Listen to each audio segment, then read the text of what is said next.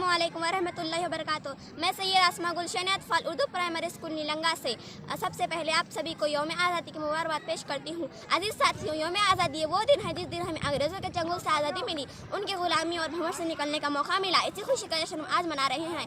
हज़रात, ये दिन याद दिलाता है इन शहीदों की शहादत को, इन वीरों की कुर्बानियों को, जिनको खिराज अक़ीदत पेश करने के लिए हिंदुस्तान के कोने कोने में और हिंदुस्तान के चप्पे चप्पे, हिंदुस्तान के गोशे गोशे में इंसानी काफ़िलों का हजूम उमड़ आया है।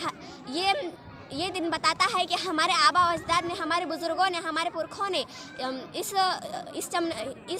जन्नती निशान चमनस्तान हिंदुस्तान को अपना लहू देकर सीधा था, बिना रंग व नस्ल, बिना तफरीक, मजहब व मिलत।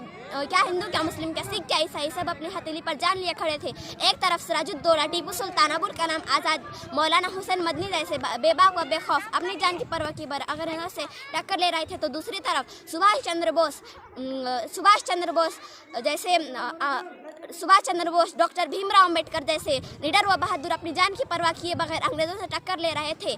लिए खिलौना समझ कर ना बर्बाद करना, हम भी किसी के बनाए हुए हैं। यह हमारे आबा व अजदाद ही थे जिन्होंने अंग्रेज़ों की तोपों और गोली को मुखातिब करके कहा, लिए फिरती है बुलबुल चोंच में गुल, लिए फिरती है बुलबुल चोंच में गुल, शहीद नाश की तुरबत कहाँ है। सामईन, आज का ये दिन यौम आज़ादी इत्तेहाद व इत्तेफाक, उख़्वत व मोहब्बत, प्यार व शफ़क़त का और दोस्ती, आपसी भाईचारे का पैगाम देता है।